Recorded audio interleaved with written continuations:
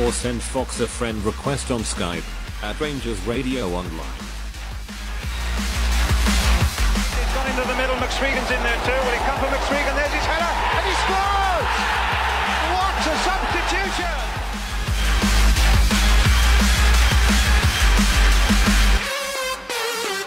Running inside, is he got it left? Flies in! He scores! Good ball! Scores for Rangers! Nacho Lobo with one kick of the ball to take Rangers to Manchester. Rangers are coming!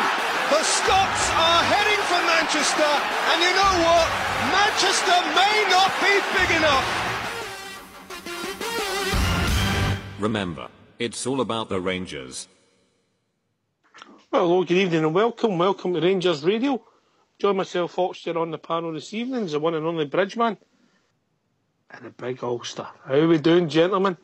Big Ulster. Big Ulster. How you doing? I love it. Can I say a big good evening to the boys in the panel here, and to all the boys in the lobby, a big good evening. To all the Rangers fans listening from all over the world, good evening and welcome to Rangers Radio. Yeah, here, Bridge. I just want to put an announcement out. I'll put it out a few times tonight just to let everybody know. Tonight's the last show for the season 2017-2018 till approximately the beginning of July. However, as in previous seasons, if any big stories breaks, we will have specials. That fair enough, Bridge? Magic, yep, magic. Ulster? Yes.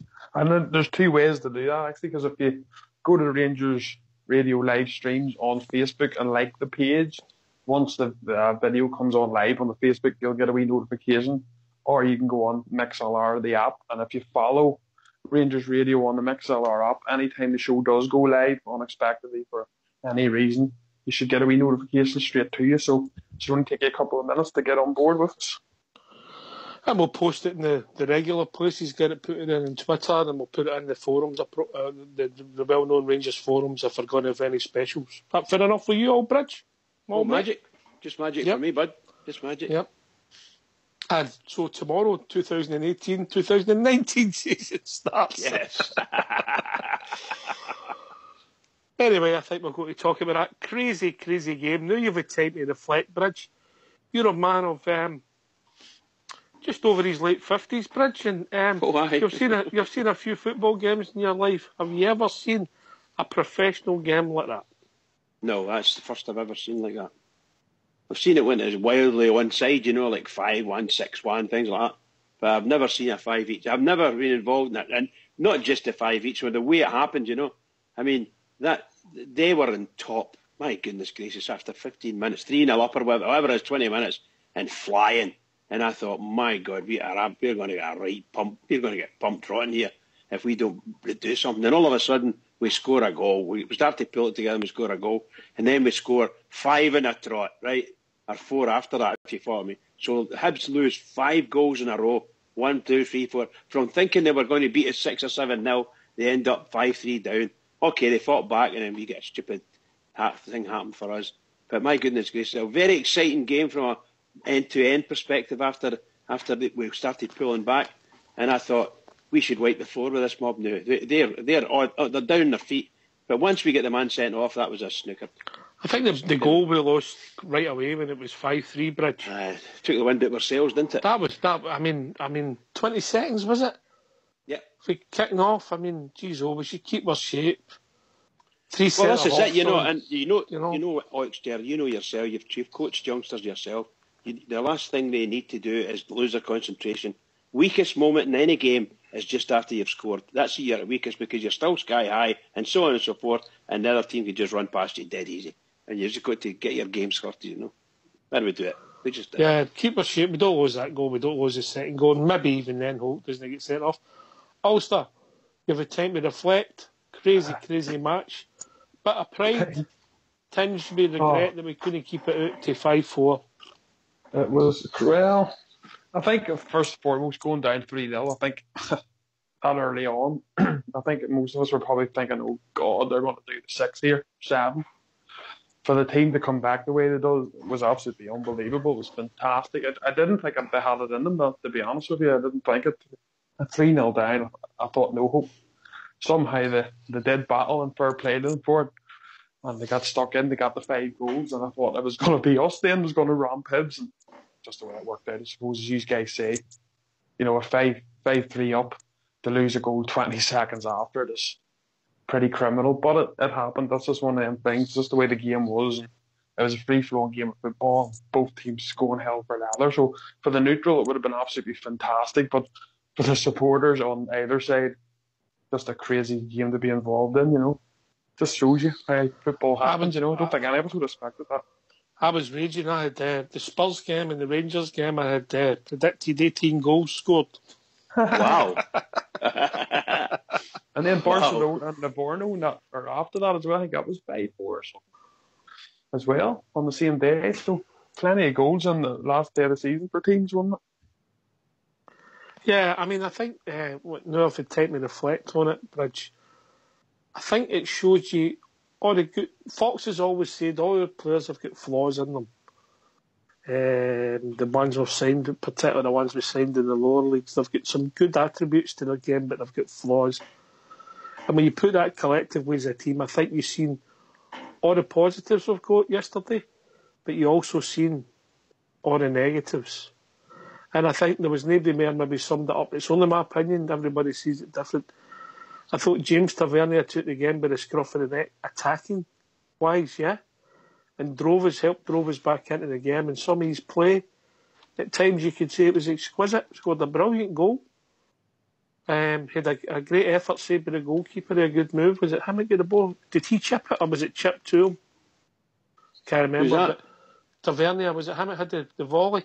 I think it was. He did have the volley, yeah. Goalkeeper saved it. For a right back. But then you see the flaws of his game when the full-backs running him near the death. And that sums up our team as the yin and yang of our team. The good things and the bad things. Fair, Bridge? Yeah, that's good. Yeah, good, fair. Well, fair enough. We're under no illusion. Some of these boys, Halliday and Holt, they were brought in by Warburton. So they've been with us for easily 2. This is their 3rd season probably. They've been with Rangers. And some of them have been, let's say, dumped and sent away, and others have been left off it's left out of the squads and everything. And here they are. They're key members of our staff for Saturday's game there, or Sunday's game. It's just amazing. It's just you think of all the players that we brought in and spent all the millions of pounds under both managers, both Kachina and Murty, and there we are. We're but we've got the young lad, and don't forget the boy, the Northern Irish boy as well. We brought him in as well. So these are guys that were there with us. They've been with us, and we're left with them. If you follow what I mean, we know fine well that they really aren't the top quality player that we're looking for. I don't know what we're getting. There was a stat posted when we played the opening game of the season against Motherwell at Fir Park. Yeah, I don't know if you read this, Ulster. No, I haven't. How many players started who started at Fir Park yesterday? Well, I'll have a guess. I would say Tavernier probably would have started. Tavernier was suspended, I think, or injured at Fir Park. Well, I don't think any of our centre backs. The left back would have been. No, it wouldn't have been the same left back either. I don't know. I would say 1 maybe 2. 1 Candias. Is that all? Oh. Yep. Who was our goalkeeper that day then? Foderingham. Oh, Foderingham, that's right. It was the other fellow in goals. That's right. Yeah, obviously Herrera in 4-4-2. Herrera and Miller up front. Windus in the left. Jack and Dorrans in the middle. Candias in the right. Yeah. So it just shows you how things have changed. And you could argue, Bridget, in some respects, it was near enough too far away for a second string yesterday and guys coming back for injury. And you know you're struggling. You really know you're struggling when you've got a centre-half called Bruno playing. Hey! I can't believe that. We brought him on and he scored a fabulous goal for us and he gave us a bit of strength at the back. Admittedly, he's not my favourite player at the moment, but What a great goal he scored. Oh, with some free kick, mate. It's amazing. That set us up for the second half, didn't it? And we sprang into action, got another 2 goals. So, yeah, look, we have to say it, that there's only a few players in that team, or in that squad that we've got. There's only about 5 or 6, maybe 7 players in our squad that you would even dream of keeping to become part of a better quality squad. So the manager, I don't know this is going to happen this close season. I'm not 100% sure this transfer window.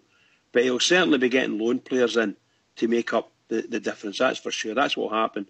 He'll probably get 3 or 4 purchases and sort of Bosmans, a mixture of that, and most assuredly loan players. And I'm sure that's what's going to happen. And these guys that were playing, some of the guys that were playing yesterday involved in the team, they will be the backup. They'll be squad players. We can't get rid of everybody, much as we would like to. I doubt very much that we'll get rid of everybody. I better not say we can't. From a financial perspective, I don't think we can afford just to dump everybody and bring new in. So might take 3 or 4 transfer windows to get to where Mr. Gerrard would like us to be from a squad perspective. But most assuredly, he's got to go, and he's got to get 2 big centre-halves in that can play football and will kill everybody in front of them if they need to. That's pace as well, Bridge. Strong, fast, pace. Absolutely. Absolutely. I'm not wanting anybody below 6'4" at centre-back. Nobody below 6'4", and bigger if we can get them. And the bigger they are, the better. You wouldn't play Franco Baresi then? Well, I would of course, because he, as I say, I wouldn't want anybody that's below 6 feet in my team anymore. But you wouldn't play Franz Beckenbauer? Messi, I'm saying you would want all these people if you could, But they're going to have to be top quality, and we couldn't afford these people anyway. But I'm only saying in general, that's what we should be looking for. We don't want to be watching every week, watching our goalkeeper kicking the ball out to the wide players, and the wide players are, for instance, young Declan John, or it's even Tavernier himself. These guys can't jump. They're not going to out jump 6'2", 6'3" people. It just won't happen.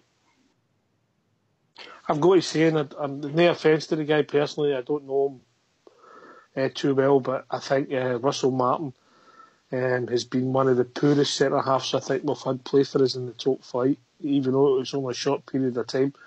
I'll give him a benefit of doubt, and we'll say he's never been 100% fit. Then he shouldn't have been playing, but I just think lack of pace, can he turn, can he jump, his distribution was okay, and just the amount of goals he's gave away that he's ultimately been involved in, a real disappointment as a signing, Bridge. Oh, most assuredly. And he's a very lucky man that there wasn't anybody else in our squad that's half decent at all at centre-half. Otherwise, he would never have seen it. And so is Bruno Alves, because he, by rights, should never have come on yesterday. That man, talented at purposes, has been poor for the whole season that he's been here, and that's a sin. He's definitely not showing himself up in any great light. But he's going to go away to the World Cup now, and he's going to enjoy himself. And I hope, and I'm not being funny when I say this, I hope he doesn't come back, because we need to be able to pull the drawbridge up away from him. Free the wages. That's it. There you go. Let him go. Yep. Where you go. Anyway, if people want to join us, give us their thoughts on yesterday's game or anything Rangers related, we'll be glad to hear from them. And this is the last show of 2017-2018 season. What's the number, Ulster? Oh, I forget it. 0141. Is that right? Right. 356 1972. Got yourself, Ulster boy. Say it again, Ulster. I'm wiping the brow now. 0141 356 1972. Where else can they join us, Bridge? They can join us on Skype at RangersRadio.online. Anyway, well, we've been sitting there, we've been joined by young Fox. How we doing, Fox? Good evening, guys. How we Good doing, evening, mate? Foxy. And now you have the time to reflect. What did you make of the madness yesterday? You like an open game of football. You're not one of these studiers of the game who like tactics. You like hell for leather. I like entertainment.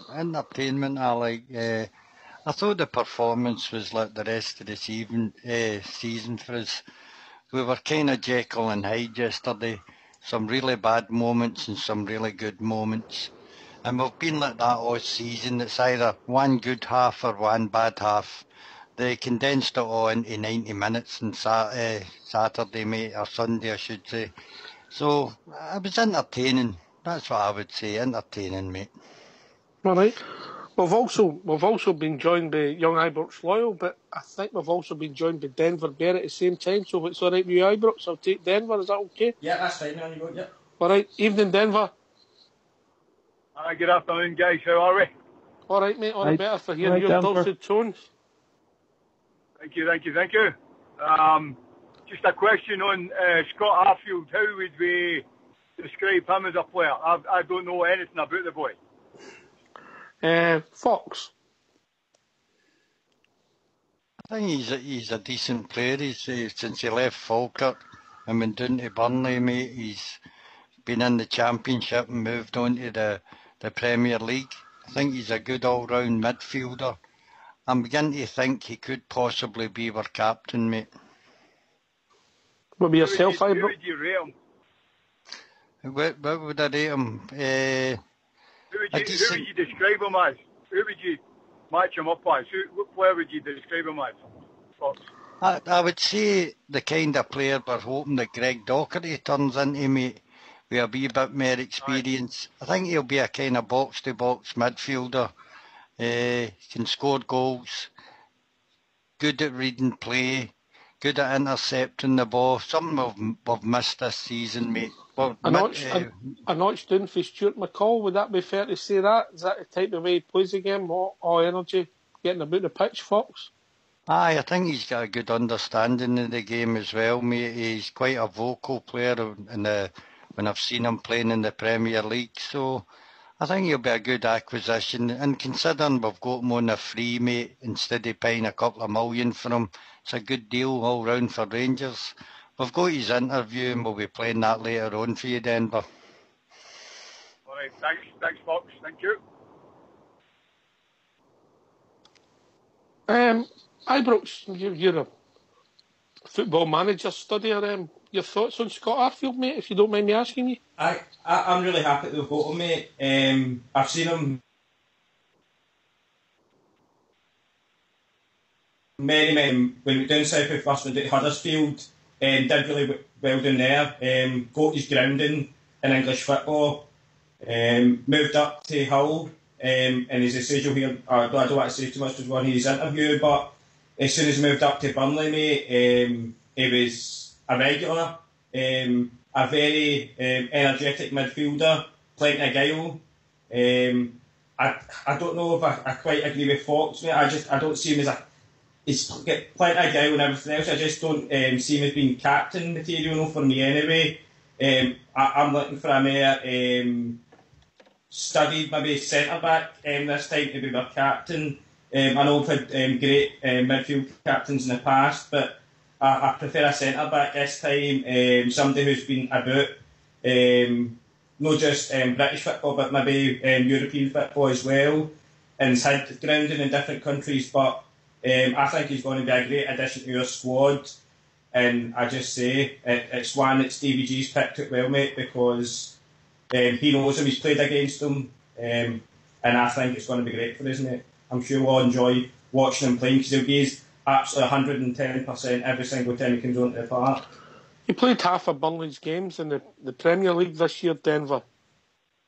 No, that means a lot, but he's played half, and we have his interview coming up. Denver, well, I've got you on. What did you make of the craziness of that game yesterday? Me and my boy were just jumping up and down all over the place and cussing and swearing and all that. But, I'm agree with Fox to a certain extent. It was entertaining. It was much more entertaining than the actual Marnock game, if you remember. Like that kind of football just drives me to drink. That 1-0 thing and players backing up against it. At least Hibs came out and made a game of it. And we did well to come back. The disappointment again is not being able to defend. But, in the last couple of minutes there, they were out on their legs. They gave everything. It was written in the stars that they were going to get that equaliser, and fair play to the Rangers, and fair play to Jimmy Nicholl. He saw sort of problems and changed things a bit. So that was good. Glad the season's done right enough. Glad it's like, oh yeah. I'll miss you guys. I'll miss you guys till the summers again right enough. Thanks very much, mate. We'll miss you also, won't we, Fox? Of course we will. Yes. Yes. What did you make of the madness yesterday? Now you've had time to reflect. Ibrox? Oh, crazy, mate. I think you got it bang on the button yesterday, mate, when you says that it all started after how Goss and Holt played, mate. There kind of wasn't any midfield, and young Ross and himself had to basically try and deal with everything in the midfield. But again, as you say, Russell Martin, absolutely nowhere to be seen on the park yet again. I don't even think he's actually turned up. I think we've got some sort of imposter that's turned up instead of Russell Martin. Because, as Bridges famously said it, mate, he can't do anything in there, Russell Martin. He can't do anything on the ground, and he's absolutely no pace. And I kind of see where Bridges coming from now. He's saying he's wanting the big 6'3", 6'4" centre half, plenty of pace, agile and everything else. And if we had these sort of players in our defence yesterday, it would have been a completely different game. But I say that for both sides. Both sides couldn't defend, and it made it to be an even greater spectacle than it could have been if two defences were on top. But again, mate, as I think Big Ulster says at the beginning of the show, it was a crazy day in football yesterday. It was the Leicester-Tottenham game, you had 5-4. The Barcelona-Levante game was 5-4, and our game was 5 each. It was just a great spectacle of European football yesterday on display for the last game of the season for most clubs. Bridgeman. Yes, pal. Yeah, some of the goals, the goal that disappointed me the most was the second goal, when the boys slid in, about 10 yards in, right through the middle of defence, and young Goss was chasing them back, but there was no Rangers player in the picture. How naive were we as an ex-defender, mate? Well, your centre-halves weren't anywhere near it. That's their area. The ball's in the middle of the penalty box before you know it, and there isn't a centre-half within 10 yards of it. The last one I got in there was with young Bates, but he was still 5 yards away, maybe 6 yards away at the time the ball hit the net, and it was only Goss. I said it right at the start, Goss needs to be away from defence because he's just a liability as far as defending is concerned. He's not a defensive person, and you could see that yesterday, on Sunday. Well, as yesterday, what we're talking about. Did you happen to see when he got took off the boy Goss punching the dog? I was, look, the truth of the matter is, and I'm not being funny when I say this, you get broken-hearted for the boy, because there was a big chance for him, and once again, he failed. And he failed in the Celtic games as well. So, I feel for him, and he's angry, but I don't know if he's angry at the club or he's angry at himself. But he should be angry at himself, because he couldn't keep up with play, and their midfield knew that. They knew him. They could see him. They were passing the ball around him. He was the main weak link. The guys that we thought would have been weak links rather, Andy Halliday, he had his weaknesses for sure. But I'm afraid that young Goss didn't shine at all, and he had a great chance to do so. So I think, I think it was inevitable, and that type of goal was going to come, for sure it was going to come. And I think hats off to the manager for making the change. Yeah. Well, since it's the last show of this season, Bridge, what's the number? The number's 0141 356 1972. That's 1972 in old money. or you can join us at RangersRadio.online, where you'll be brought in a call to talk about all things Rangers. Denver Bear, can I put something to you? Yes, sir. If Jimmy Nicholl would have been in place since October, or whenever, it was October, I believe we would have at least half a dozen more points than we've got this now, and I'm being conservative with a small C when I say that. Aye, no doubt about it, Fox. The change should have been made, you know, maybe not Jimmy Nick at that time, but, you know, when Murray lost it completely, that's when the change should have been made. You know, the season couldn't be saved, but I don't think Jimmy Nick was an option at that time, to be honest with you. You know, in October. But I know where you're coming from. It would have changed it completely. Am I being fair there, Fox, or have you got a different view? Well, you can't just guess that somebody else is going to be better than the guy that had the job at the time, mate. Is he more savvy in tactics and using his players better? We don't know, mate. He never had a big enough run of games to have a judge on Jimmy Nick either, you know, so I don't know, mate. It's a kind of weird question to ask for me. Would Graham Murray turn around and say he won at Easter when he won at Pittodrie? Would that be the argument? Well, he did. We done well yeah, away. That's factual, Done well away from home, mate. It was at home that was the problem. And I think when you look back on it now, the problem at Ibrox was getting caught in the counter-attack. I think too many players press forward and we get caught in the counter-attack too often. And then the majority of the times these breakaways happened, the other team, for not being in the game, suddenly were either level ways or went 1-0 up, mate, and we struggled in a few games after that. We're stung a few times naively, and we made mistakes. I mean, I think it was Hamilton, the young boy McCrory, made a ricket, you know, that turned the whole game. I think he passed it back to Templeton, if I remember right. He did indeed, pal. Straight to his face. And one that sticks out in the mind was the penalty at Kilmarnock at Ibrox, mate. That was what the heck was it? The whole of our team daying up watching somebody taking a penalty kick, mate, when you always know there's a chance a keeper can save it or whatever.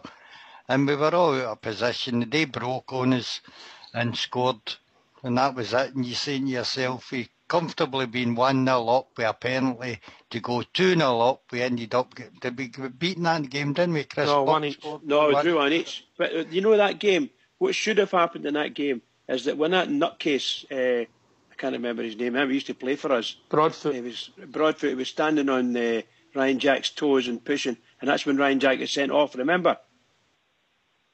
Yes, Ryan Jack got sent. I know that, but he got sent off, and that caused upset, mate. What should have happened there is, because they were standing there waiting to take the penalty, right? What should have happened is all of our players should have shoved the big fella, Kilmarnock boy away, told him to get to you know where, and the referee should then have stepped in and said something to him, you know. It was just out of order what he did, and that just upset him. Ryan Jack, totally upset, lost the plot, got himself sent off, which he shouldn't have got. Obviously, we know that.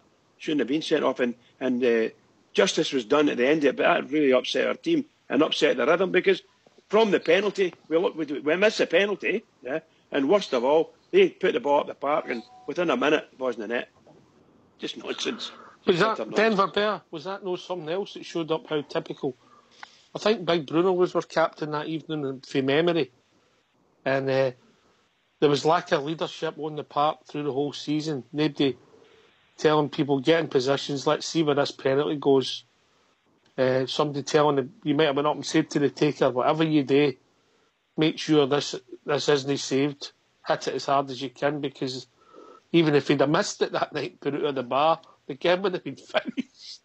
Absolutely. Just lack of leadership on the park. Is that something that's been apparent to you?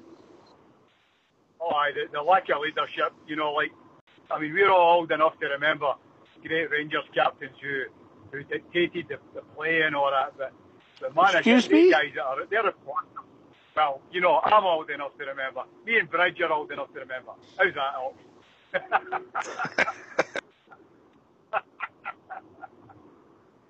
You know, the Richard Goffs and all that, you know, John Greggs and all that stuff, you know. Just imposters most of them today, you know. I wouldn't keep any of the lone players. No, I know Murphy's supposed to be a done deal, but for me, he's not done it for me. I wouldn't keep him. The ones I'd keep is McCrory, Ryan Jack, Declan John, and Morelos. That would be the 4 ones I'd keep. Other than that, and young Rossiter as well. That's it. That's the only ones I'd keep. The rest of them, I'd punt them. Did you like young Rossiter yesterday then? I thought he was fantastic. He was a leader of men yesterday. He was controlling play. He was showing guys where to go, where to be, all that. Right, you know, and I love that. You know, I love a guy going to dictate the play. You know. I thought he was excellent. I thought thoroughly deserved it. I thought one of our better players yesterday. I was so proud of the team in general. I was proud of the team. They came back from, I'll tell you what, it's probably the bottom of the deepest ocean. They came back for that because I was scared. I was scared for them. The way they were going 3-0 down, and my God almighty, they've only played about 15, 20 minutes. What is going on here?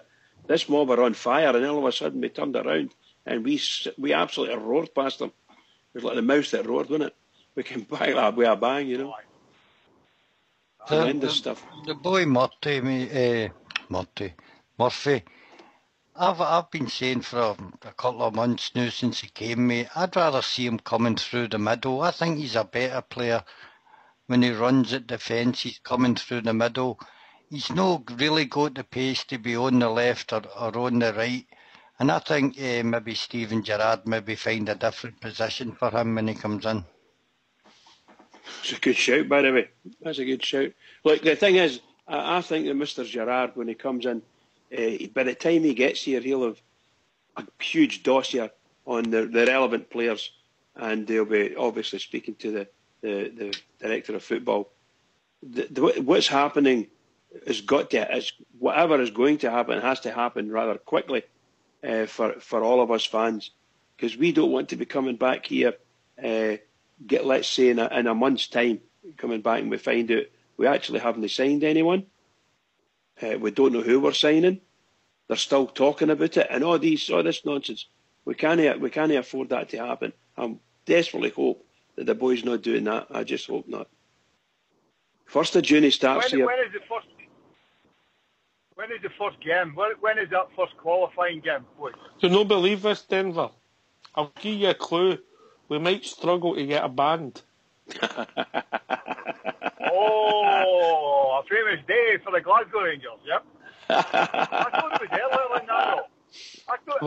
World Cup, mate. I was under the impression... I forgot about that. I was under the impression it was earlier than that. Well, that's not too bad to the 12th. So, you know, that could get us together. But were we earlier last year against Progress? Was that an earlier date, or was that at the same time? Who was that against, mate? Against Progress last year. I forgot about that game, mate. I know you've arranged that for your mind. It was earlier, mate. It was a week earlier, I think. A week. Yeah, first week in July it was, yeah.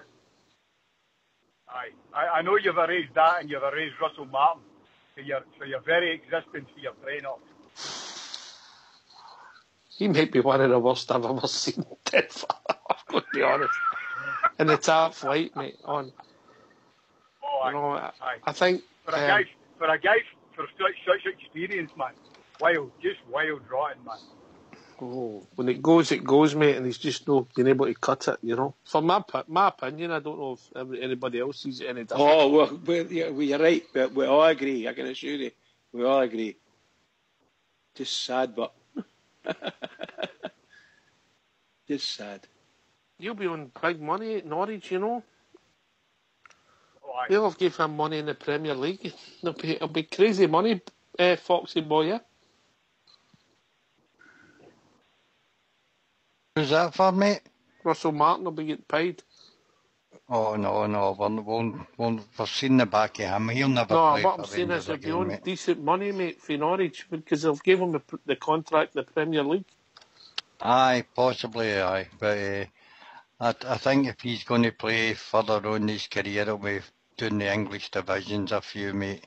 He's certainly not good enough. I don't think there's a worse centre-half for me, mate, in the whole of the Scottish Premiership than Russell Martin. For being a defender, he cannot get off the deck.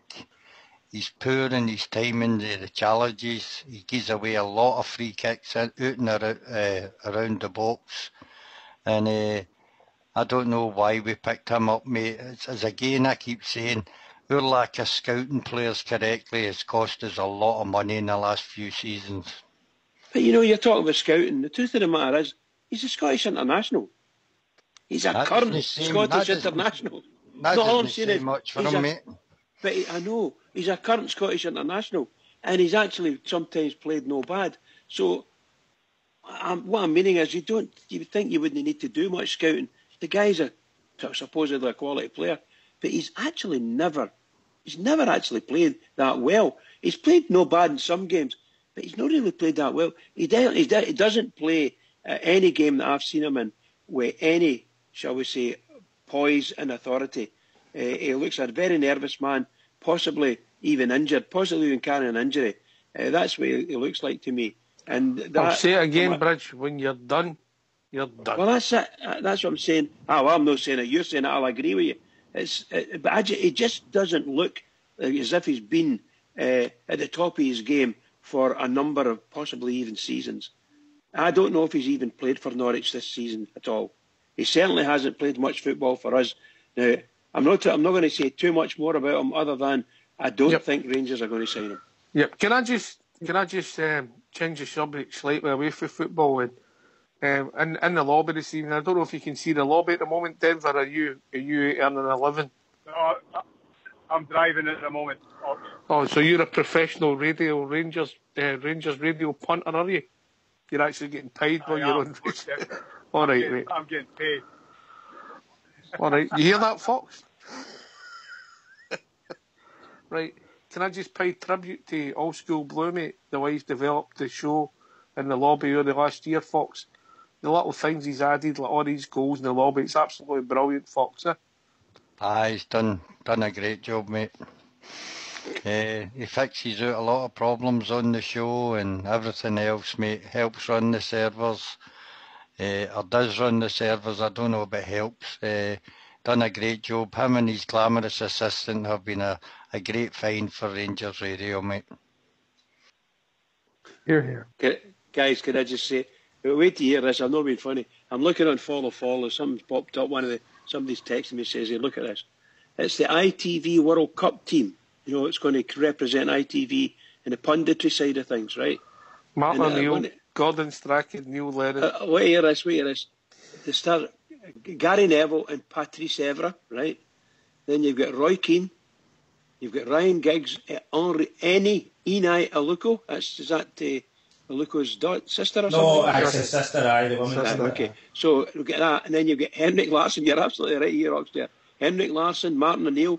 Then you've got Slaven Bilic, Mark Clattenburg, Ian Wright, Lee Dixon, alongside Mark Pugac and Jackie Oatley. And I'm thinking to myself, well, that's 4 Celtic-oriented people there, isn't it?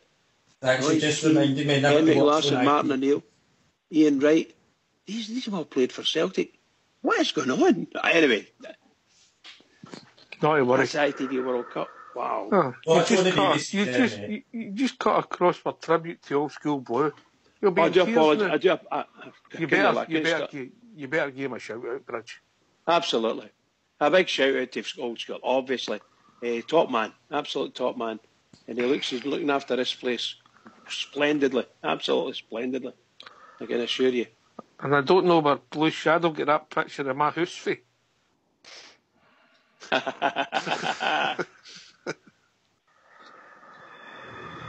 You know, I think we were talking like yesterday, and I watched some highlights again today, and I think that young Cummings played very selflessly in yesterday's game.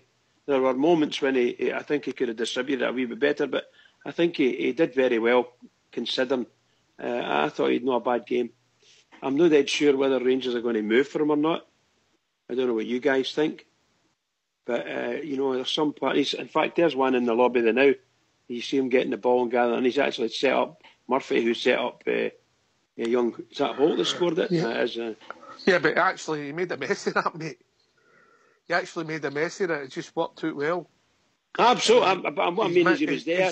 It's control. He's a poacher, mate. And his control when he's 30 yards for goal leaves a lot to be desired, Fox. I don't think he'll be there next year. That's my opinion. Hi, Brooks Loyal, who was a big fan. I was a big fan, mate. I thought he would get plenty of goals up here, being the old-fashioned poacher that he is. But I think we've said it a number of times now since his time at the club.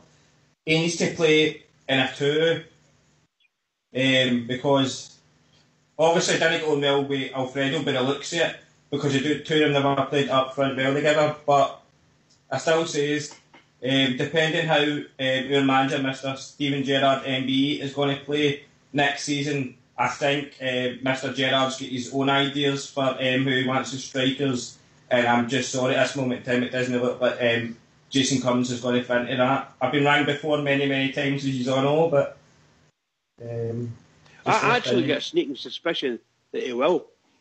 I've got a sneaking suspicion he will be there next season. Maybe not necessarily as a first teamer, may I say, but you're absolutely right. We need a partner for our striker. If we're going to have a striker called Jason Cummings or an Ali McCoist or anyone, they need someone there who's going to actually do most of the donkey work, like win the high balls and so on and so forth. And he's going to be the sniffer and put the ball in the net. That's if we play that way. If we don't play that way, then I'm afraid that Mr. Cummings has proved 3 or 4 times he's not a number one striker for sure on his own. He just can't be if we're playing 4-5-1, and sorry, he's just not going to be the man. Although I do say he did play not too bad at times yesterday, but maybe that was because we had 3 and 4 players up running about. Seriously, Bridge, I must have missed it. Apart from when he came across and pushed that ball into Murphy. Yeah. He'd made a mess it first time round and we were lucky it broke for us. Ulster, what's your thoughts? Yeah, I think agreement there. He's never going to play up on his own. He's never going to be a good player up there on his own. That's not his game. He needs somebody, I think, up alongside him, feeding him. And if he gets the ball and he's looking at the net, 9 times out of 10, Jason Cummings will score you goals. But that whole other play that Morel is good at, that holding the ball up, bringing players into play, etc., is something Cummings doesn't have this game. So it'll be interesting to see what way Gerrard looks at it. But I think he'd be a good squad player for us, definitely. Just to let you know, Padgett said in the lobby, keep Cummings just for these interviews. He's funny. Padge likes people to be kept for interviews, Fox. Can you think of anybody that Padge knows who likes to be interviewed? Any ideas, Fox? No, none. What's your views on coming? On you go, Fox, on you go. I'm just going to say, the reason I'm saying I don't think he'll be there is I believe that Steven Gerrard will play the same as Klopp, 4-3-3, mate, and I don't see where Jason Cummings fits into that. Your 3 front players, mate, your 2 wide players have got to be part striker, part winger on left and right, and your target man in the middle, and I don't see that being Jason Cummings, mate. If you're going to be playing 4-3-3, you're absolutely right, Fox. In 4-3-3, you need to be fast as lightning. You need to be very quick in your thoughts, very quick with the ball at your feet. You've got to be able to take the pass and pass it back, pass it through first time. So it's like a wall passes. You've got to be that way, and if you're that way, you'll get goals. You'll be able to pass the ball into the net. But I'm afraid that Mr. Cummings hasn't got the speed for that, or the speed of thought for that even. Could I say to you, let's just say they come back and they said it's £500,000. Would you take a punt on them for that, Denver? I'd go half of that, Ox, honestly. I'd offer 250.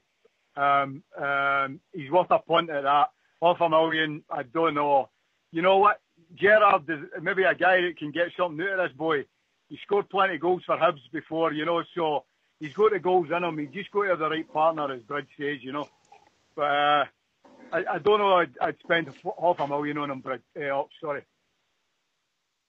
Yeah, I think that's where I'm stuck on it. I can't imagine. I was asking that question of the guys last week. I was saying that how much would you give for him? Some folks don't think £500,000 is a lot of money, to be perfectly honest with you. So then it might not be a lot fit of money right to you, Bridge, but it's to me. No, but what I'm saying, some folk don't think that's a lot of money to pay for a striker. I personally don't think he is a first team striker. That's my honest opinion. I think last word on Jason to Ibrox Loyal. Sorry, Bridge. I kind of agree with where Denver's coming for this one, mate. Unfortunately, as much as I like him, he's coming from Colorado. They understand that, mate. But 200, if we could get him for anywhere between 250 and 300,000, there's maybe a possibility, because I think that we've got maybe something to take to the table now, rather than Nottingham Forest have. So there'll be all accounts. They want to cut the losses. then we've got a stronger hand to go to the table with, negotiating table. So, all right. Listen, we're going to change the subject away from the team. We're going to start looking forward a wee bit now. I mean, we made a big signing today for where we are, and is it us making our Casey intent, Bridge? Yeah, I think it's a start anyway. I think it's a start, and I think we should all be keeping an eye on what's happening. I expect them to. I did say this a bit earlier. I expect them to buy four players. I mean, buy 4 players. The second one will probably be no surprise. They'll probably be Murphy. They will probably buy Murphy, and that's why I was asking you about Cummings. And if we said 200,000, then that could be a third player. But truthfully, if we're going to buy players, they've got to be absolute better than we've got now. I don't think if we parade Jamie Murphy as a new signing, the fort will get excited about it. I'm saying that. I just don't see it. That'll just be announced. I think it's new players we want.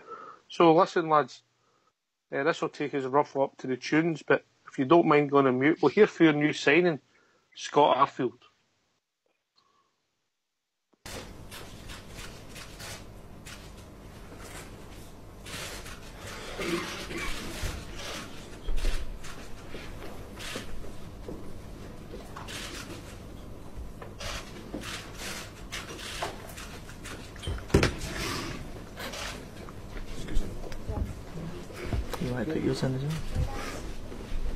Yep. Morning, ladies and gentlemen. Thank you for coming in this morning. Just here to obviously announce our first signing. Scott Arfield joins us today on a 4-year deal. Over to you. Scott, when did you first learn of Rangers' interest? It was a number of months ago, to be fair. Obviously contracted for a long time, and as soon as interest came in, it was something that I wanted to jump on, and thankfully it's got over the line now. Did you have other options, for example, in England? Yeah, there was a few. Yeah, there was a few that could have crept up at different opportunities if the timeline went, but it was something that as soon as this magnitude of club comes in, then coming back up the road was obviously something that appealed to me and my family, and when this club comes in, it was a no-brainer. You say it's a no-brainer. Is it a tough call though when you're leaving the top flight in England? No, really. I think my career, I've been doing it for a number of years now, and I felt as if the next stage of my career had to come back up here and come to a club that's only going to go on to better things. And I certainly feel as if leaving the Premier League wasn't as big a deal, but maybe it would be to other players. Scott's saying that the interest was first shown a few months ago. What was it that made you go for Scott? I think you only have to look at where he spent most of his career playing, and the type of player Scott is fully fits in with where we're at in terms of going to the next level. Anybody who's managed to play in the Premier League in England, comes with a certain pedigree. Of that, we're very sure. All our homework that was done on Scott beforehand was substantiated by the player and the man himself. And as Scott quite rightly says, the project that we're embarking upon is an exciting one. And he's the type of player that we want here at Glasgow Rangers Football Club. You said you're excited with the new challenge. Are you even more excited knowing that Steven Gerrard's going to be your boss? Oh, of course. I mean, what it's done for the country, never mind this club. I think the rise, the social media, everything that comes with Steven Gerrard being the manager of this football club. I mean, if you don't get excited by it, you shouldn't walk through the front door. And it's certainly something that the career he's had. He's number 2, Gary McAllister. It's going to be exciting times for this football club, and I'm so happy to be part of this.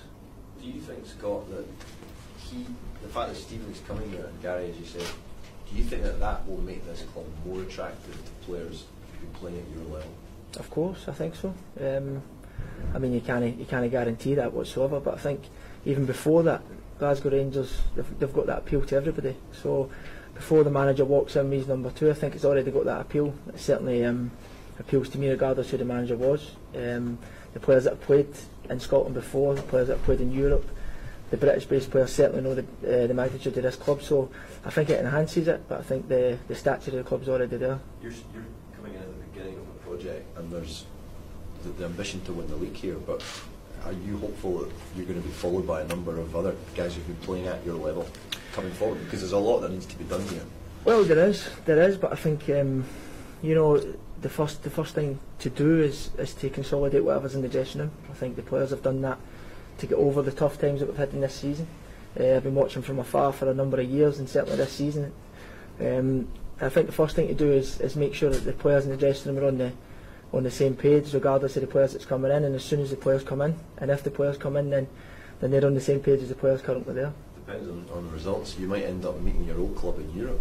It's inevitable, isn't it? It's going to happen. I feel as if 100% it's going to happen. So I've said cheerio to them yesterday, but I think I'll be seeing them in 3 weeks or so. How difficult was it for you to leave? Because you've had such a great time, and was it almost a fitting time to go, given what they've done? It was. It was. I've been on that bus for so long that it was a perfect time. I've played with so many players that even in my time in Scotland that they overstay the club. The memories get tarnished by either getting older or your feelings aren't the same.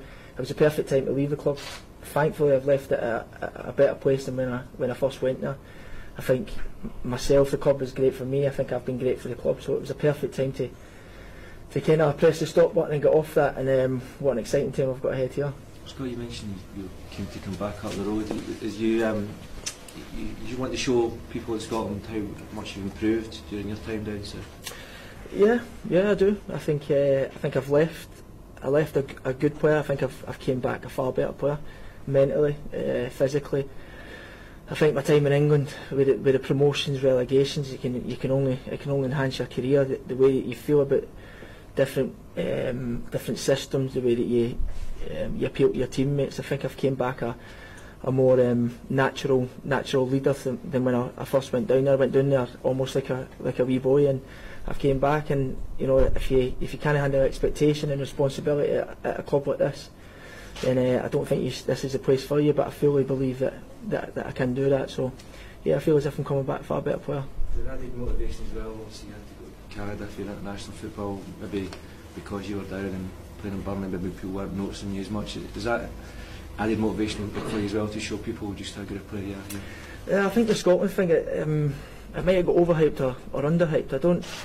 I spoke about it a number of times down there. I mean, it was at that stage of my career that I wanted the next chapter. I wanted to be in control of my own destiny as such, and when I had the opportunity to go, obviously I already knew that the Canada thing was it was an avenue that I can go into. And as soon as I got that kind of crossroads that you've been playing club football for so long, I wanted to go there. I mean, I spoke to the manager at the time, and my mind was made up maybe a year before the opportunity even arose. There was many people who say that I should have been involved in the Scotland set-up before, but if you look at the whole, even this current squad, that the core of the squad is in midfield, so I knew how difficult it was going to be to break into that. But I felt as if I'd done enough down there, and looking back at the caps, the 12 or 13 caps I've got for Canada now, I felt as if, in terms of life and in terms of seeing the different side over the water, then it's invaluable to me. I feel as if the experiences that I've had so far it's certainly been the correct decision for me to go and do. Mark, how big a turnaround of players do you envisage this summer? I think there's a fair bit of work to be done. I think there's no secret in that. Obviously we've begun today with the announcement, and we'll see what manifests itself over the coming months now, but to get an opportunity to sign someone of Scott's ability, stature, career and character is something that it was a very easy thing for us to pursue, and as I say, we're delighted that he's joining us today. Obviously Stephen will want to put his mark on the team. Do you envisage it being quite a radical change this summer? We'll see. We'll see what the summer brings. What I can say is that the manager is fully conversant with this signing. As part of my conversations with him prior to him joining, he was made fully aware of the sort of target players, and he was more than happy to endorse Scott. So the signing comes with the manager's blessing as well, obviously. In terms of the loan players that have been here, Mark, is there a chance that any of them are going to stay on? We'll see. I think no final decisions have been made. We owe the courtesy to those players and to their football clubs to be speaking with them first. But once that decision has been taken and made, then you guys will get to know. But is there an agreement in principle with regard to Jimmy Murphy? Yes, there is. Yeah. Scott, as a midfielder yourself, are you hoping that you can really soak up as much as you can from Steven Gerrard? Yeah, of course. I mean, the experiences which he had in his career. I was lucky enough to play against him, and it's one of the highlights of my career that when you go down there, you want to play against the best. And talk about generation-wise, he's certainly one of the top 2 players that's ever been in my generation. So you want to get as much experience. You want to hear everything that can make you a better player, and listen to everything that him and his assistant and his staff's going to bring in, and hopefully take it to the next level. Do you feel that at this club you're maybe going to have to cope with a sort of different level of pressure and expectation than you have before? Yeah, certainly. But as I say, I've had mates that's played here. I've got current mates that play here. I know the expectation. I know the responsibility you need to have before you walk in the door. And as I say, I'm at that time in my career that I'm ready for that. Not that I've never been ready for it, but when you come here, you expect it. And I'm ready. Does it almost even give you even more encouragement, Scott, Mark saying there that the signing had to be passed effectively by Steven Gerrard? Yeah, of course, yeah. I mean, if somebody kind of green lights that with that calibre, you can only smile and accept that you're admired from afar. And I'm buzzing. I'm ecstatic to getting this over the line, and the next chapter is going to be as exciting. I hope it's as successful as my time in England. I'm back here to make it successful, and I'll do everything to make it. What's your memories of playing against Steven Gerrard? Getting beat, getting overrun, and I remember coming off the pitch thinking I'm not as good as what I first thought. Yeah. So we thought about the impact that Steven Gerrard's had since he came here. There was a talk about it, the Burnley dressing room and stuff like that when he went in. Was it big talk and change room? Yeah, it was. Yeah, obviously his first job in management. I mean, the stature that he's got in England, and only 50 miles away from his city. So yeah, I think everybody was talking about it. There's players in there that know him personally as well. So when there was a possibility of coming in, then yeah, I was getting the brunt of it. Good stuff. Thank you very much. Cheers. Thank you.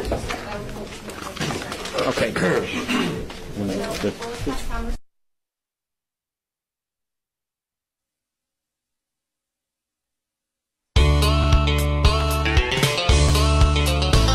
In 1912, a home rule bill England would impose, and so Lord Carson he did raise an army to oppose. But off to France our boys were sent, and Carson he did say, go take our sons and tell the Huns that we are on our way. And we're coming, we are coming down the road. We're the volunteers of the UVF, and we're coming down the road. We're coming, we are coming down the road. We're the volunteers of the UVF, and we're coming down the road.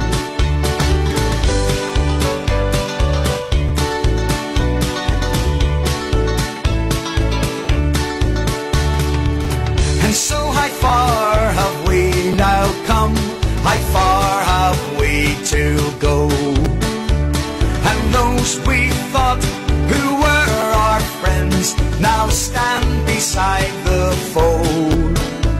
But take you heed, the price is high, and you will have to pay.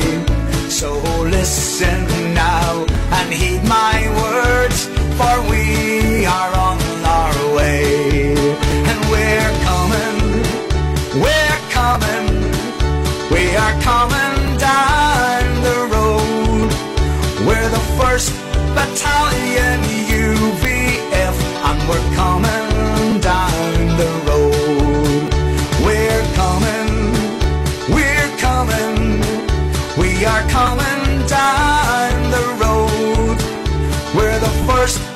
battalion UVF, and we're coming down the road. We're coming, we are coming down the road. We're the volunteers of the UVF, and we're coming down the road. We're coming, we are coming down the road. We're the volunteers of the UVF, and we're coming down the road. We're the volunteers of the UVF, and we're coming down the road.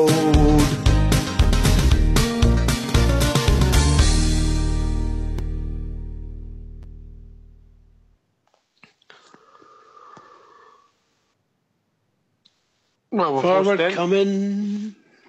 coming. You keep it yes, clean, we're coming down the road. What's that, bud? Nothing. We're the volunteers of the UVF, and we're coming there you go, yourself, down the road. They've lost Denver. If Denver's listening, they've listened back no, to the Denver, archives. come back. Denver, thanks for all your calls over the season, mate. You've always, he's a man who wears his heart on his sleeve, Bridge. Absolutely, bud. Absolutely. Anyway, Scott. No. Teasing. Scott Arfield. I've said it before. I'll say it again. What an articulate young man. Bridgeman. Knows his stuff, isn't he? Knows his stuff. Knows how to speak to the press. Got a great presence about him. Will be. In fact, what Loyal was saying a wee bit earlier, he thought he's possibly captain material for Rangers, and that's a possibility. Make no bones about it. Speaks very well. Great presence. Really impressed.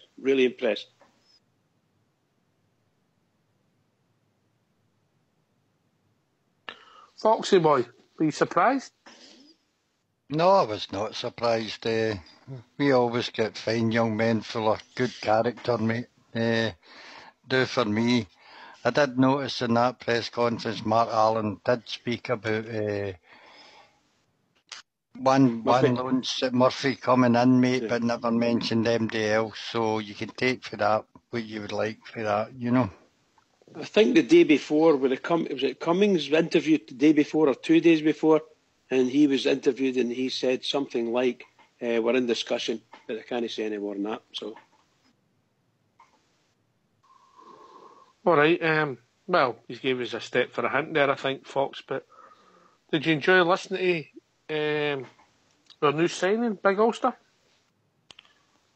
Yeah, he come across well, as most of the fellas who have come in recently. You know what I mean? They all talk well. I just hope he can do it on the pitch for us. But he's still a good, I think he's 29, 30, isn't he? So he's still a good age, very good age to come to our club. And as I say, he's been down in England. He's played for Burnley, and Sean Dyche's sides are very good side the last few years, especially this season. And as you said earlier, he's played at least half of those games. So we're getting somebody with bagged of experience at a very good side, and I think we're getting them at the perfect time and the perfect age. So hopefully we're going to see his best years up at Ibrox. Yeah, before we go to Ibrox Loyal, we've been joined for the last time this season by the Global Ambassador. Good morning or good evening, Mr. Global Ambassador. Big O. Good morning. Oh, he's doing it well. No, we really can't, Al. He's in the cludgy. He's in the cludgy. Drop one. I'm on the cludgy, actually. Can you hear me that? No, really, mate, no. I'm going to, I'm just doing these columns, man, so I'm going to share a hammer. It's in 103 here. If you hear that, call back in. Right, call back in, big man. Yes, gentlemen. All right. When you go, Ibrox, your thoughts on Scott Arfield?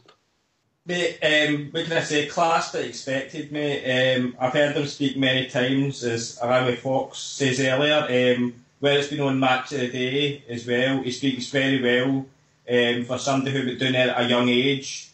Took a tough grounding at some points when he was first at Huddersfield, but came through it. And as he says, He left here a good player, but he's coming back an even better player, a stronger player, a more physical player. He knows how to command a dressing room as well, by the sounds of what he was talking about there as well. My personal opinion, as I said before, I prefer a captain this time to be a centre back. But he's one of the players that we're talking about that he's coming from outside the club, so he could possibly be a club captain as well. He's up there with your likes of your Ryan Jackson and all that, is people who can speak very well and can handle themselves in media conferences. But as Fox says, mate, many players that we've been getting recently know how to do that, so it's not a surprise to me. Fox, did he come across as a Blue Nose to you? I think he is at heart, mate. We've seen clips of him singing Simply the Best when he was with Burnley. I think he's a bear, alright, mate. I just thought, a bit like the rest of the boys, mate, I just hope he can produce on the park. I think we've been slightly let down this season with Graham Dorrans through injury and other things. We were expecting a lot more of him. Also coming for the Premiership, mate, but at 29, he's probably at the height of his career, mate, so a good steal for us, you know. I think we've got Big Al coming back in, see how his audio is. Oh, he's dropped back out. Oh, he's back with his Big Al. Can you hear me now, gentlemen? Can you hear me now? Are you happy with that, Fox? Yep. How we doing, big man? Not bad. How are you? All right, mate, what's on your mind? I'm just a wee bit of sad. We're going to go away for a while, you know. Absence makes the heart grow fonder. It does. So how are you keeping the channel running? How will I know when you're online or what's happening? Right, then we go, Big Ulster, in you come. On you go, big man. Tell him how to do it. I don't know who's doing the typing. Can you stop? On you go, Big Ulster. He doesn't know. You're ready, big man. Ulster? Oh, he's dropped it. Oh dear. Oh dear. Is Denver still on? No, Denver's gone, mate. Fox, explain how it happens. Is it? We will, if there's any breaking news, we'll do a couple of specials during our wee break. So if you follow us on MixLR, you'll get a notification as soon as we come on air. And also, for those in the lobby, if you hit the wee heart button on the MixLR, I think that also sends you an alert if Rangers Radio comes online.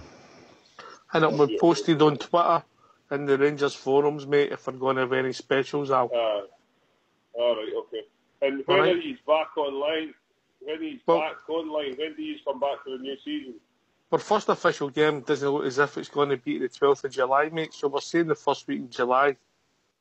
All right, okay. No worries, right, that's that all done. Well, I'd just like to take the chance, I know I said it Saturday, but I'd just like to take the opportunity here to thank you. Thank everyone, everybody behind the scenes. There's too many to mention. There's a lot of friends on here now, and I follow every one of you over the top, so from the bottom of my heart, thanks very much, gentlemen, for creating a wonderful thing. We're all in this together, mate. You're as much in part of it as everybody else, mate, and thank you for your time. Ulster, explain to Big Al. Just make sure so he knows you do it on Facebook and on MixLR, big man. Yeah, if you have a Facebook page, Al, it's Rangers Radio live streams. If you like that page, you'll get the notification, or the MixLR app. Just find Rangers Radio, type that in, and then follow the page, mate. And then as soon as we come online, or the boys come online, then you get a message straight to your whatever device you're using. Fox, you want to tell them about the time you were doing some tests for the show and 139 people logged in? That sounds about right, doesn't it? No, that's a bit true, mate. One afternoon, wasn't it? I was just playing about to make sure everything was working. Suddenly we had 139 listeners, which was quite embarrassing. Because I was talking to myself at the time, I think. Anyway, we've been enjoyed by Wheels. Evening, Gary. How are we, guys? How are we doing? How are you? Evening, Hot Wheels. How are we? I couldn't let the show go by without coming on, you know. Was this the last one for a while, or? For a few weeks, mate, for a few weeks. A few weeks. As I say, I couldn't let it go by without coming on to say hello and give some thoughts. All right, give your thoughts on the season, mate. Season, if I'm honest, I'm glad it's over, mate. It's been a bit up and down, hasn't it? Unfortunately, quite a lot of downs, but there have been some good points, which is always good to look to the future. I think we've made a great first signing today.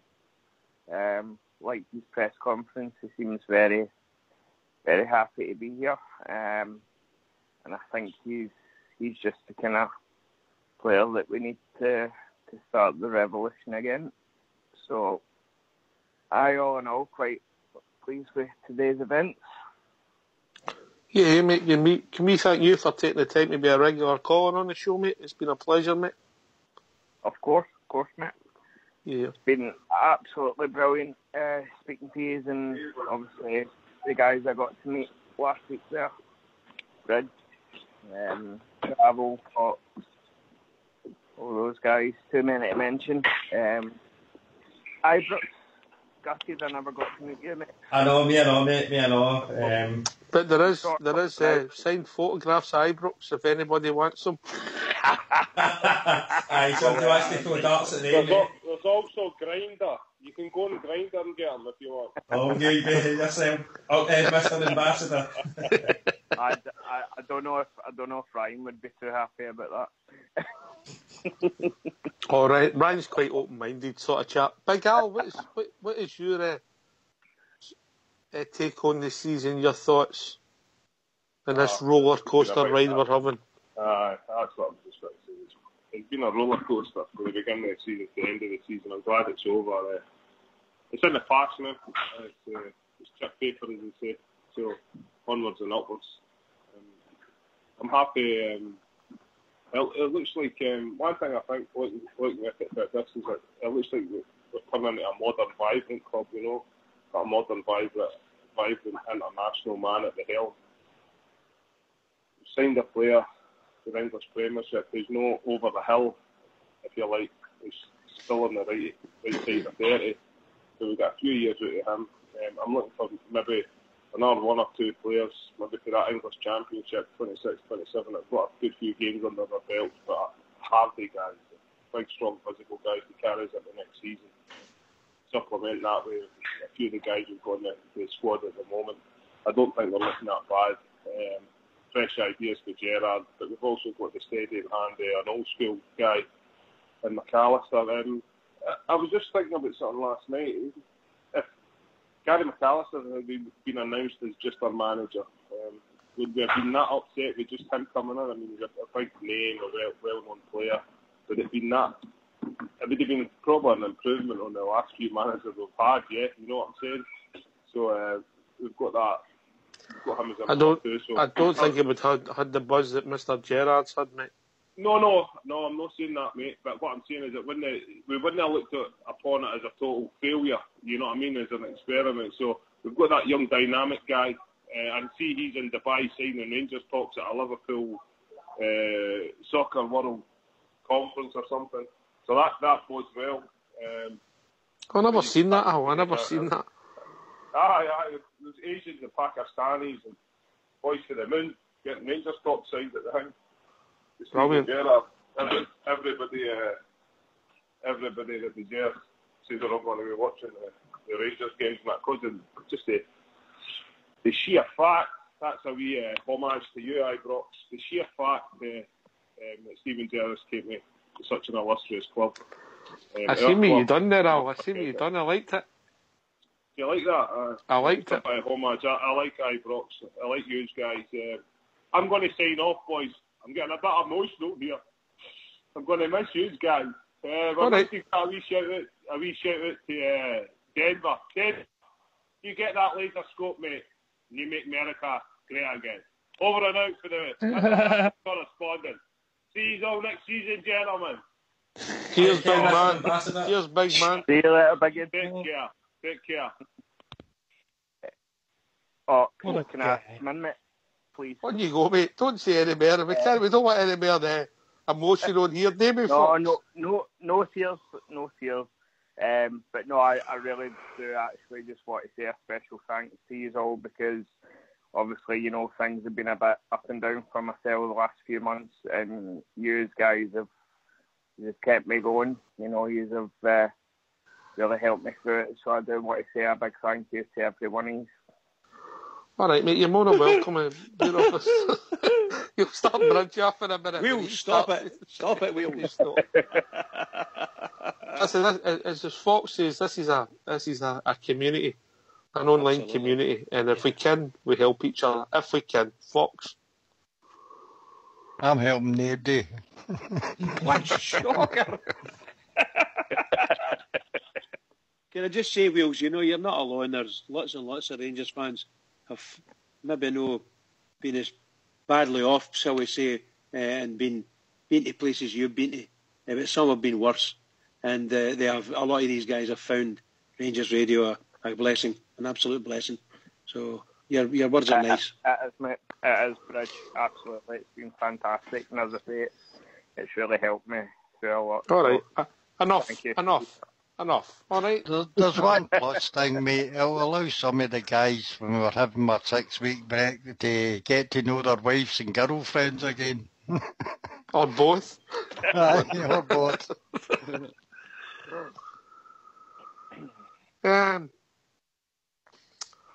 Well, the real question is how many dates will Ibrox have been on in the next few weeks? Oh, Ibrox is personal. Ibrox is a dark horse on this side, I'll have you know. I'm keeping my silence, mate. Speak to my lawyer, mate. Speak to my lawyer first. Well, you've came a long way. Ibrox, how's your first season been in Rangers Radio? It's my second full season. Come on. No, it's no, mate. There's no way I'd have put up with you for 2 years, mate. It's been 2 years, mate. Believe it or not, it's been 2 years. It's been a great 2 years, mate. It's been a great 2 years. Only thing to do next season is finally meet the Orcs. I've met everybody, and Gary as well. Everybody else I think I've met. No. I've been there a few times, you've been there, but I just keep out the road. I know, mate. I know you've heard bad stories. I know. What a terrible thing you say. Listen, Loyal, you need to tell us, because the birds, do I need to get the bird to get a hat, or what? Nah, mate, nah. No one. Maybe for the start of next season, you never know, mate. It could be a great season all round. So all these girlfriends that you're just washing them through your hands, is that what you're doing? No. What was that Julian Iglesias number, Bridge? Christ, this is turning into Jeremy Kyle. Come on, back to the football.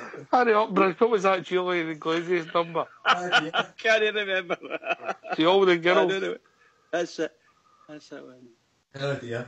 Anyway, Boyle, you've been a laugh, mate. You've gave us some all moments the this year, girls mate. I've loved before. We definitely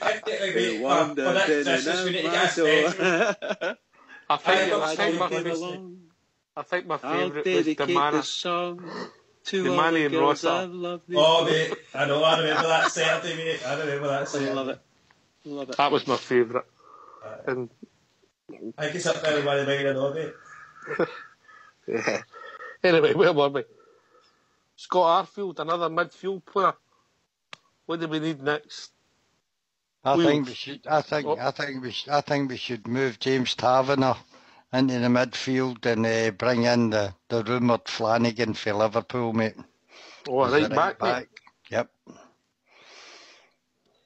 If we bring a right back, if that boy does come in, it'll go mad that Taverner's leaving, but you see him playing as a midfield player. I just think he's one of the few players in the team along with Murphy that can actually run with the ball, mate, beat people, and he's good at scoring goals. And I think he's wasted at full-back myself, personally. If we go 4-3-3, if we bring in a real defending right back, mate, I would have Tavernier in a midfield three, mate, without a doubt.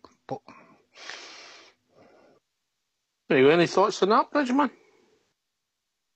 Well, I don't know if it would be a great success. That 10, 15 yards he gets from full-back moving up the way, that's sometimes the impetus he requires. He needs that bit of space to sort of manoeuvre the ball.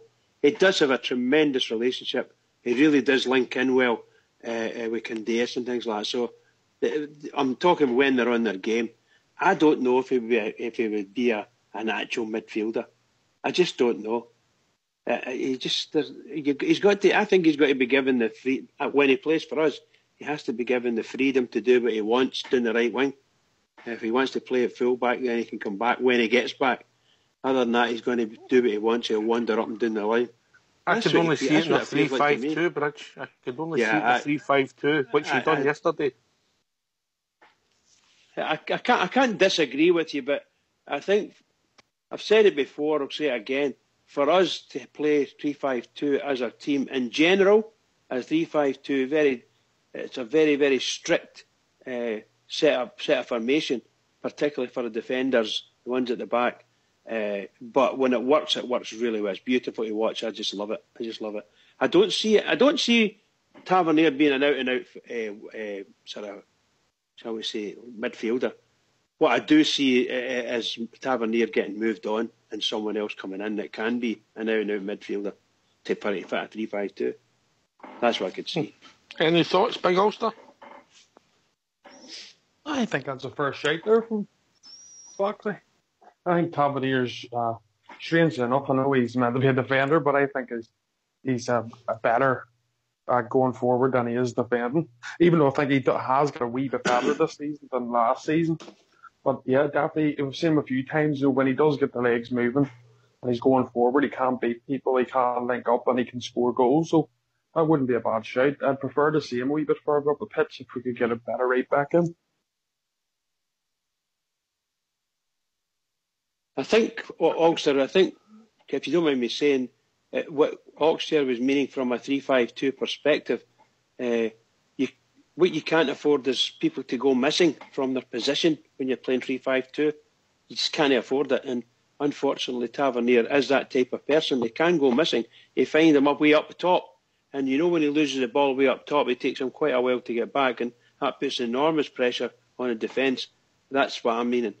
So unless you've got really good midfielders that fit, that's all I mean. They need to be a really good, tight-knit midfield.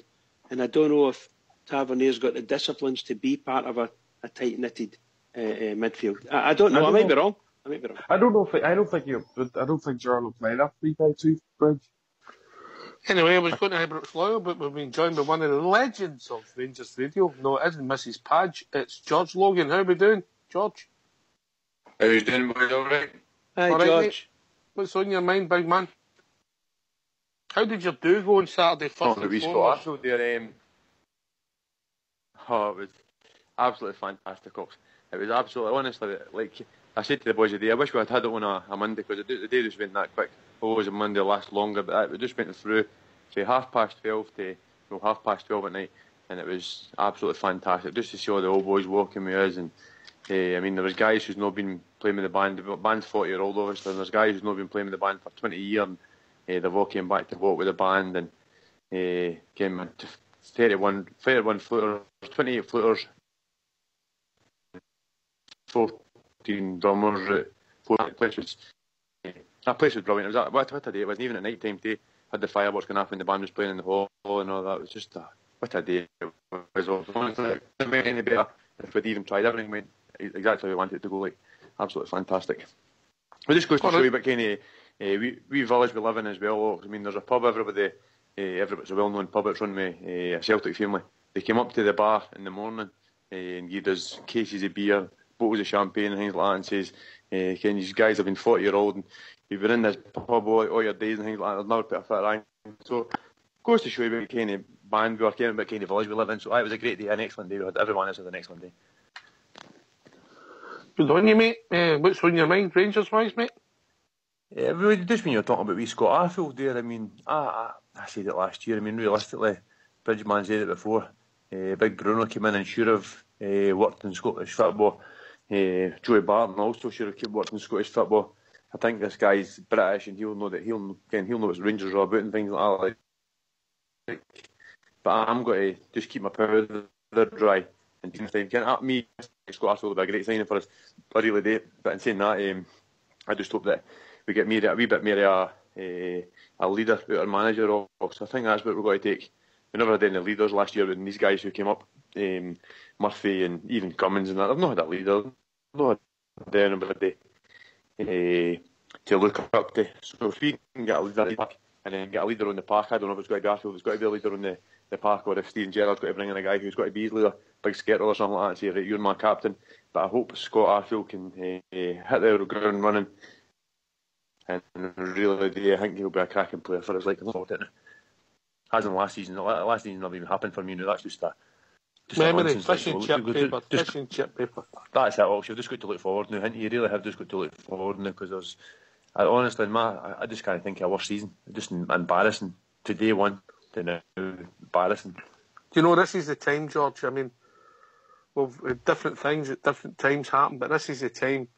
Shoulder to the wheel, everybody, everything we've got, tops, tickets, whatever we'll get, let's do it, let's support the team and let's move it to the next level.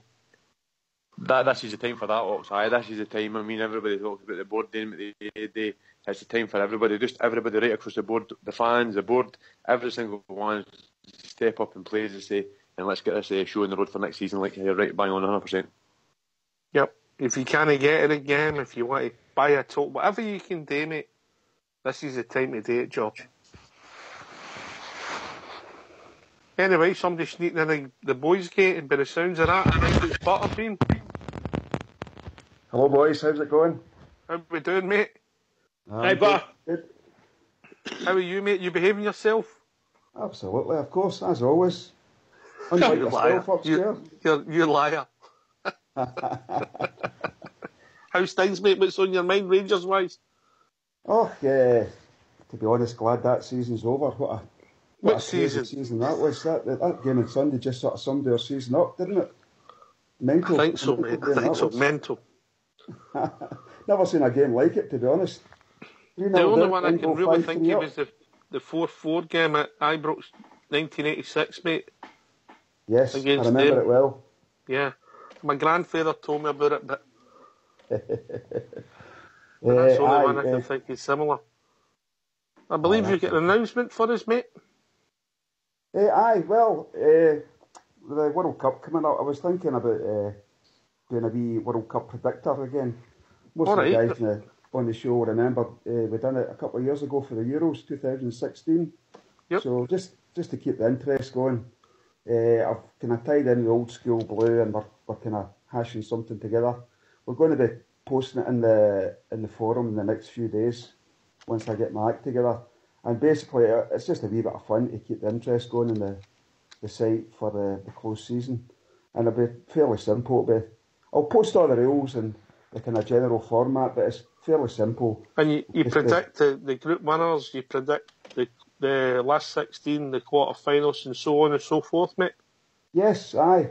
Group stages will be predicting the score for every game, and it's a kind of, off the top of my head, it'll be like 2 points for predicting the right result, 3 bonus points if you get the correct result, like 1-0 or 2-1, whatever it is, right through the group stages, and then you're predicting the 2 qualifiers for each group, and again a wee bonus points if you get them in the right order, and then it'll go into the quarter-finals, semi-finals, final, and the winner. And it's, as I say, the aim of the game is just to get the most points at the end of it. But as I say, it's just a wee bit of fun to keep the interest going when the season's closed.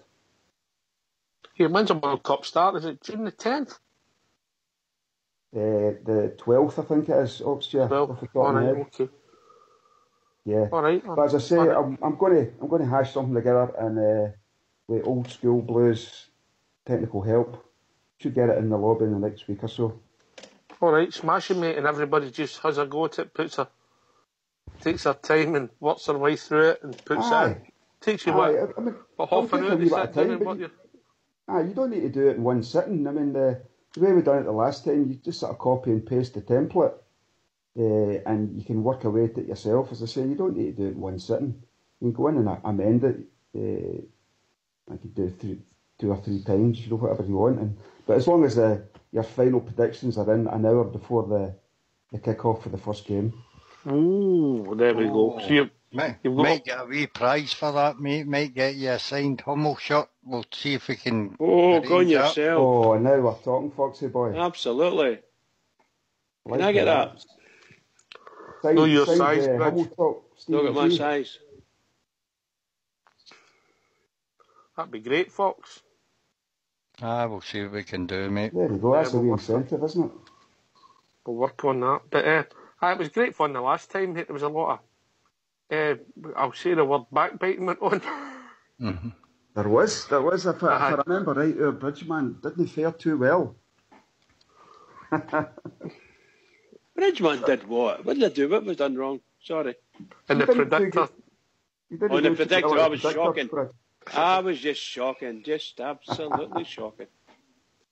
What happened was he got his home and away teams mixed up. That's what it was, Bridge, wasn't it? Oh, it doesn't matter what I did. It was just totally wrong anyway. Just shocking. Just shocking, pal. Well, we've got you on, Butterbean. What's your... I know you've been talking on that, but what's your view on what's happening with the club? Steven Gerrard, you feeling positive? You looking forward? Absolutely. It's like a breath of fresh air for the club, Oxford. Yeah, long time coming, marquee signing as a manager, so Gary McAllister is number 2. Really looking forward to it. At first, when I initially heard that he was going to be taking over, I'm thinking, oh my God, what are they doing? But very quickly I turned about and thought to myself, you know what, this is going to work here, You on the train? Well, come on, you on the train? Oh, on the train. I'm driving the train. He's on it, boy. He's on it. You carry Bridgeman's got the Casey Jones hat on. Aye, I think it's very, very positive for the club, Oxford. I mean, shirt sales and merchandise will go through the roof, I would imagine, once the new shirts come out. So, aye. And one thing, as you were talking about earlier on, he's a leader of men, isn't he? And that's something we've been lacking the last few years. I mean, this season especially, absolutely rudderless, and I think Stevie G fella will get more out of some of the players that are still there, They say there's been no leadership the last season especially, and I think with a wee bit of coaching, proper coaching, they can turn some of the players about. Not them all. I mean, most of them have got to go because they're just dead wood, but there's 1 or 2 there that could probably do a wee job for them. Can I come in the box? On you go, Bridge. I was just to say I agree 100% with you, but I think they'll be them and wherever he is, he'll be getting copies of the games and so on. So he'll be watching what's happening and checking them out. There was parts of that game against Hibs and the Sunday that I thought I was so proud of them coming back for 3-0 down and absolutely murdering Hibs, absolutely murdering them, and then obviously lost the plot at the end. But, a lot of that's very positive. Even guys that we are not that keen on, it must be very positive. I think the new manager is going to have a really difficult time. It's okay, he could turn around and say, if he's got enough money, he can just say, right, clean the whole lot out and bring humans in. But I think he's got to mix and match, to be perfectly honest. I think his very first thing he needs to do is, obviously, the ones that don't match, and somewhere along the line, Pena, Herrera, guys that just can't even get into the game at all. So I think these guys will go naturally. Some will be paid off and the contract will be up. But I think, as I say, I've said earlier on, I think it'll be a mixture of straight purchases. Maybe I reckon maybe 4 or 5 of them, hopefully 2 centre halves, and the rest will be loans or free, what do you call these, Bosmans. I think that's what it will be. A mixture of, you'll end up with 10 players in. That'll probably 8 to 10 players coming in. How many will go, though? Well, I don't know. That's what I'm saying. It depends. That's a hard bit, isn't it? Yeah. That's a hard bit. I'll go to Butter and then I'll go to George. Right. Would you clear the decks? Would you keep... I think somebody Denver mentioned to keep 4 players. Would you be as radical as that? Butterbean? Then I don't know. Off the top of my head, maybe at a push keep 6 of that squad that's there now. I don't know, who would you keep? Let me think. Tav, possibly. Although I'm not convinced he's a right back at all. I don't know. That's what Fox been saying. I don't know about that. Who else would we keep? Young Rossiter. I thought he come on to a game on Sunday there. Aye, I would certainly hang on to him. Who else? Murphy. Aye. Is he signed a new deal today? Did I see? It's looking that way. The way Mark Allen was speaking, that the deal's close to be moving on. Yeah. Murphy, keep him. McCrory. Morelos, aye, keep him. I would say Windass, no, he's got to go. Never a Rangers player. God, I'm struggling there. McCrory, yeah. Docherty, keep them, yeah. So how many is that? That's up 5 or 6. Probably that's about it, to be honest. Candias, nah, kind of flatters a wee bit. I would get rid of him. And the rest, just got to go. What about yourself, George? What about yourself? I'd probably just keep Tav. A lot of folk I've got different opinions about Tav, but I think playing with better players around about him, I think he's a better player. I would keep Declan John, obviously Morales, the boy Docherty and the boy Murphy. See, apart from that, to be honest, I mean, we Candias, he showed a couple of flashes here and there that he can possibly do, but see, apart from that, I probably wouldn't keep any of them, and that's me being honest. I think Ryan Jack's out of sight, out of mind, mate, because he was arguably our best player at the start of the season. I think I'd keep Ryan Jack as well. Sorry, in fact, I'd probably keep Ryan Jack as well. But I think that apart from that, I mean, even with Rossiter, it's probably going to come back to bite us in the bum. But I'd probably get rid of Rossiter as well. You can't have a guy on $10,000 a week playing 3 games a season when the season's finished anyway. In my honest opinion, a lot of folk think Steven Gerrard will get the better of him. I think the lad is just injury prone, and it's just one of the things. I think that's somebody was saying, he's played too many games. Kind of a couple of years ago, he was playing all the time and things like that.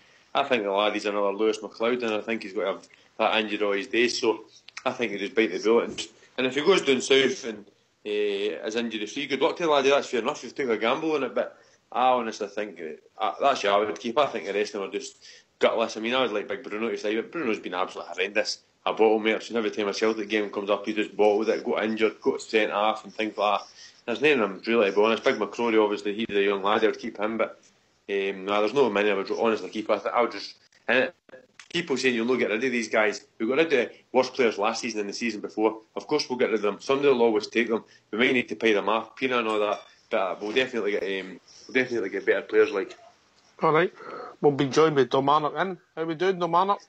Aye, all good, mate, all good. All right, mate, what's on your mind, mate? Like everybody else, just glad the season's finished. Season was finished basically when we appointed Murty.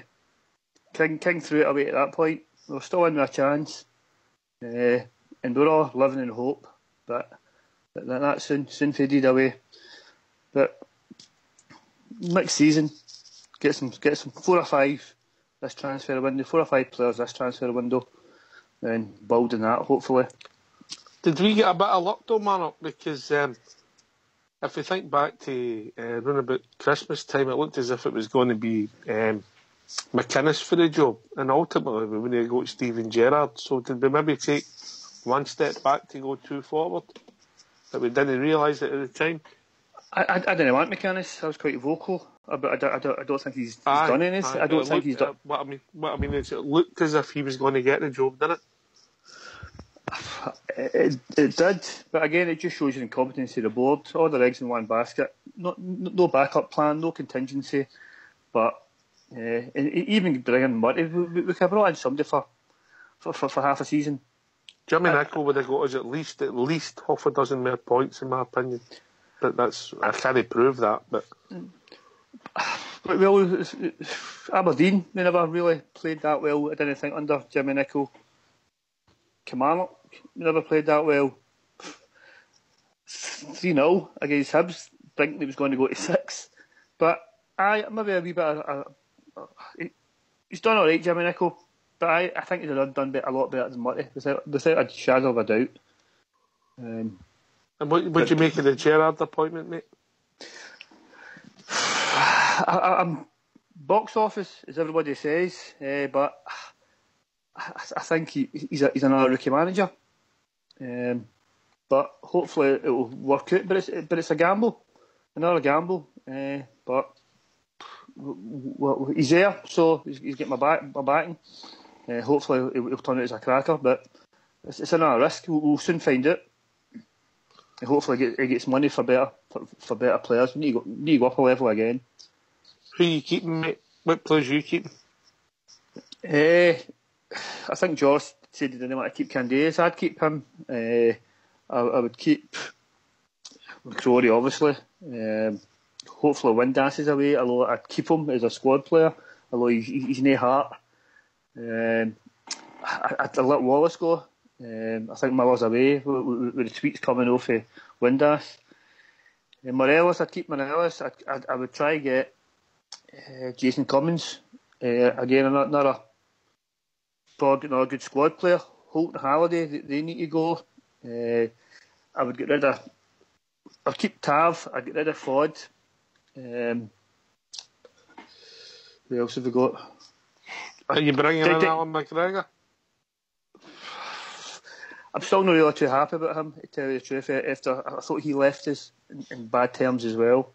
Declan John, keep him. I think he's a good wee player. Who else have we got? Midfield. Pena. I don't know how you pronounce his name. Pena. Do you know somebody put a stat out there that he's the most prolific minutes per goal scorer in Scotland?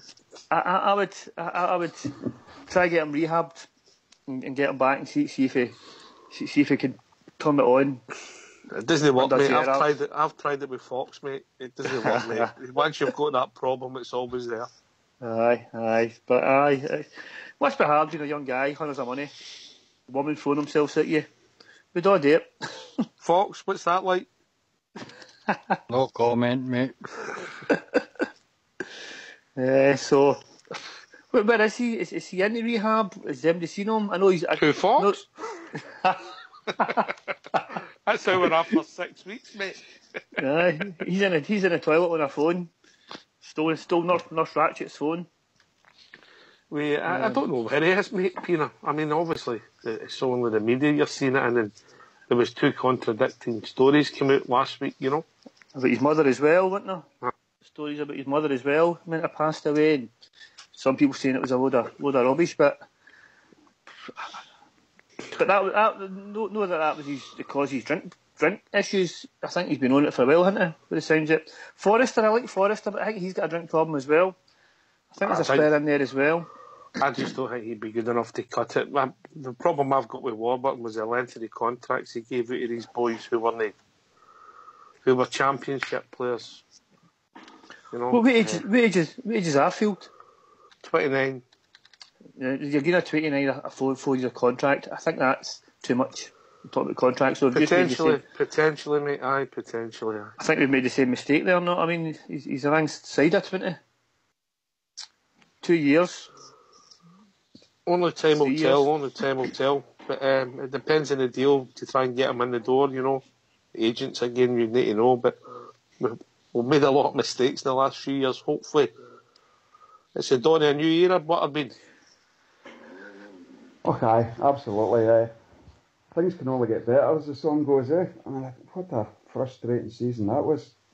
I mean, it started off bad with the mad Portuguese fella, wasn't it? I mean, getting pumped out of Europe early doors. That was the kind of sign of things to come. And then it went from bad to worse. We stumbled along for a few months. Then he got the bullet. Murty took over. And then just after Christmas, we went on a wee winning run, didn't we? 5 or 6 games. And you think, hold on, this might be the guy. And then it started to go wrong again. So, and then the final straw was the humpings we took off of Tim's there. That was just too much to bear, that, wasn't it?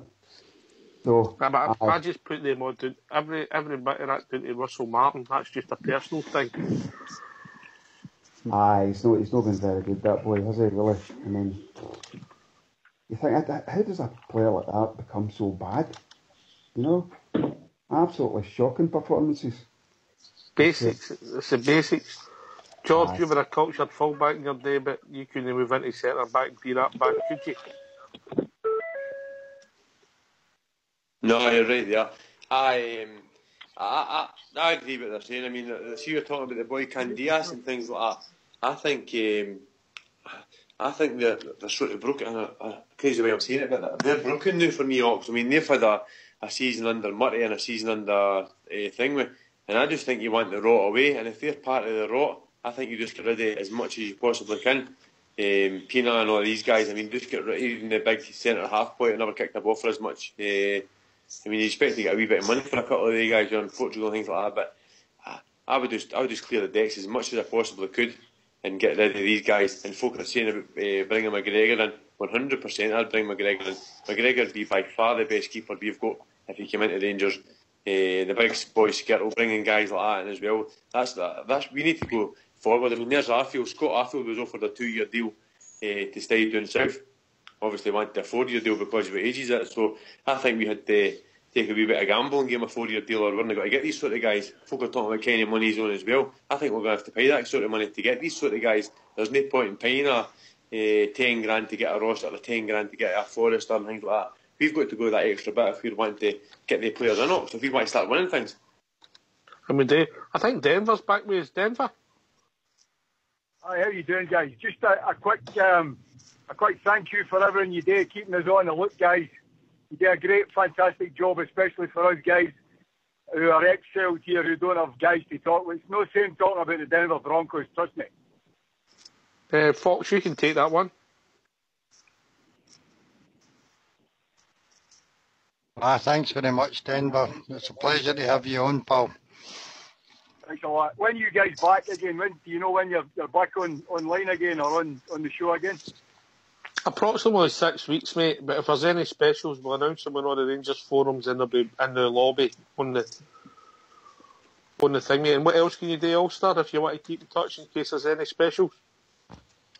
Yeah, just like the Rangers live stream page on the Facebook or MixLR app and search for Rangers Radio and follow the page. All right, guys, I need to dash, but all the best and have yourself a good summer and let's go Rangers. All the best, Denver. All the best, bud. Right, Denver. See you later. All the best. Thanks, guys. Bye. We'll just get in the panel and I'll start with Wheels. Keep it brief because we're obviously getting short of time. But the Alan McGregor, yes or no? Wheels? McGregor, yes. Ibrox, we're goalkeeping expert. 100%. Yes or no? Yes. All right. Bridge? Oh, yes, I think he's... That's only because of the song with you in it. Yeah. You like that one, didn't you? How's it go again? How's it go? I can't sing it on here. I He can't dives remember. to the left. He dives to the right. Alan McGregor, he's pure dynamite. All right. I like it, pal. I like it. Butterbean, what about yourself? Big Shagger, yeah, a definite yes for me. Could affect your social life, Fox, but what about yourself? Oh, definite yes. George was a yes. Ulster? Yeah, reluctant yes. Reluctant yes. Kilmarnock? I think I'm getting a bit of interference. I can't hear the question. You've came a long way in a short space of time, mate. No, it's all about your opinion, mate. It's still the 2012 thing rankling with you. It is. I get that, mate. I think everybody understands that, mate. It's all about opinions, mate. On ability, just on pure ability. On ability, yep. Without a shadow of a doubt. But the 2012 thing sticks in your throat a wee bit, yeah? Yep. I think Alan McGregor's got a story to tell on that, mate, and it might change your mind. Well, hopefully then, if it comes in. The first time me and him are going out, I'll give you a shout, Kilmarnock, yeah? That's good. He'll be raging, sub. He'll be raging. I'll be getting all the birds. He'll be raging. Oh, don't listen to him. Don't listen to him. What do you mean, Bridge? Can't be evil, that boy's an evil boy, that ain't too. What do you mean by that, Bridge? A nice young boy like Dalmanock, don't you be taking him as taking him to bad places, you. Like you do with Fox. No me, mate. Poor Fox's life's never been the same. On pure ability. Aye, but it's loyal. He's been married 3 times in the last 2 years for this show. You know, I know he's and he keeps saying They'll make that stardom, man. I keep saying to the bird, get a hat, hen, get a hat. Listen, and you'll not believe this. I did get PM'd, and I'll not tell you who it was, and he thought we were deadly serious about one of Ibrox's weddings, and he's volunteered to do the catering for him, by the way. Wow. It's no KFC, is it, mate? Was it a halal wedding? Aye, short one, No, but a few weeks later, someone cut his throat. That's brilliant, that's brilliant. On pure ability, I think, as a goalkeeper, I think Alan McGregor would improve our team. Yep. Yeah, that's all I'm saying. That's all I'm saying, Dalmanock, yeah? Yep. Alright, and just on ability, I think he would improve our team. I think his presence would improve our team also, as he's very vocal at the back. He's definitely better than what we've got, without a shadow of a doubt. Oxtia. Yes, mate. Would you take Big Lafferty back? What you've seen this season... Derby the other night, and he played a blinder, I thought. What you've seen this season, aye. But when he used to play with us, he used to do my head. Oh, aye. He's one of these very frustrating players, but, you know, he just... Has he grown up, Butterbean? Has he grown up? Well, it looks like it, aye, the way he's performing for the Hearts this season, you know. We'd pick him up for not a lot of money, I would imagine. But I think he's one of these players that will play for any other team. But if he came to us, the jersey would be far, far too heavy for him now. You think I really do think. I think he would shrivel up. I really do. I do. Honest to God, do. I thought that when Chris Boyd came back to us when we were down the sort of championship there, just couldn't cope. Couldn't cope. It wasn't even a championship. It was like League 2 or something like that. You know, we just couldn't cope. You know. I said at the start of the season I would rather have, and Bridgman's had his point about this as well, but I said right at the start of the season, I call him the big daffodil because he used to score 2 marks onwards for us, but he used to win us the league when he scored. I would have took Big Lafferty back, and I'd also took Big Christoph Berra. I would have took Christoph Berra instead of that boy from Portugal, that Alves. No, Alves, the other one. Cardozo, yeah. Instead of Cardozo, I would have took him. Because he's a British-based player, Scottish, and he knows what it's about. And I've took Big Lafferty because he knows what it's about.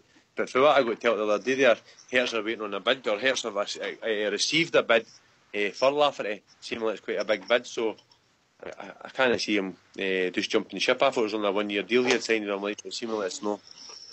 I would have definitely took him back here. Well, that's what I'm saying. A lot of folk would. I think now, that our jersey would be far too heavy for him. I think he'll be a good player for other teams. I don't doubt that for a minute. And he'll do them a turn. And I haven't seen a game, but according to all reports, he did play well the other weekend there. He did play well. Butterbean, just a quick one to you. Aye. Talk to McGregor, Lafferty. When are we going to stop looking back and look forward? Because Gerrard will not have the same connection to these guys that we've got. Aye, well, maybe that's a fair point. You know what I mean? He'll not have that kind of mindset looking back at all Rangers players that have done us a turn in the past, and a fresh mind in the whole aspect of the club. So, I'm quite sure his contacts down south, he'll be able to bring a lot of fresh young players up here. So, looking forward to it. Dalmanock, looking forward to it. Aye, definitely. I think Gerrard will bring in. He must have a lot of friends down there, and a lot of people might do him a pals act and say, "Normally I wouldn't come up, but I'm coming up for you." You know what I mean? Hopefully, and all the young players. He must have had a look at a lot of young potentials in other teams while he's been coaching his under 18s, under 20s. So I'm sure he's spotted hopefully a couple of diamonds that he can shape and bring up here. George? So, aye. Looking forward to it. I think it's exciting times, Locks, I really do. I mean, I think Scott Arfield is a Mark Allen signing. I think McGregor will probably be a Mark Allen signing. But I think when you get... and again, a lot of folk are saying we're not just going to fill a team full of Liverpool youth players, because that's not going to work. But there's got to be guys down there, like Don Marnock was saying there, there's got to be guys down there that's got to want to come up here. Again, this Rooney thing, that's just pie in the sky. He's got to go to America for 13 million, 14 million, things like that. But there's got to be guys down there that's got to come up here and do Steven Gerrard their turn. And just for example, the Skirtle guy, that Skirtle guy's got to want to come and play for Steven Gerrard and things like that. So I think it's really exciting times, and I'm not saying it's got to be the same as when Souness took it. There's got to be nothing like that. We're not going to sign the England team, but it's got to be. I think it's really exciting for the Rangers fans again. Ox, they really do. I'll agree with you there, pal. Here. Well, tonight's show is the last for the season 2017-18 to the beginning of July. However, as in previous seasons, any big stories break, we will be back on air for a Rangers Radio special. Can I thank everybody who's took your time to phone in over this roller coaster season, particularly the guys from abroad. Thank them for their calls. I thank everybody that's joined the panel. Thank everybody that's took part in the lobby. Everybody that's listened to Rangers Radio. It's been an absolute pleasure working with the guys on the show. And the last man, I'll let Fox have a shout out, and then the last word's to Bridge. It would be remiss of me not to mention Cumbrian and Skipper for the way they welcome and greet people when they come into the lobby. Great job, guys. Thanks very much. Here. Thank everybody, All School Blue, Fox for all the technicals, and everybody who helps out in the show. Bridgeman. What can I say about this? I'm not being funny when I say it. To all the Rangers fans all over the world, listen into this wee station here, and particularly the boys in Rangers Radio. Every single one is. It's been a really, really roller coaster season. It's all over with. Let's go on with it. Let's build up for the new season coming. And every single one of us has got to keep it going for the Rangers. Buy all the goods, buy all the shirts, get the money into the club, and let's get it going. Keep it going for the Rangers and just keep it going. This has been Rangers Radio. We'll be back in a few weeks' time. Let's go.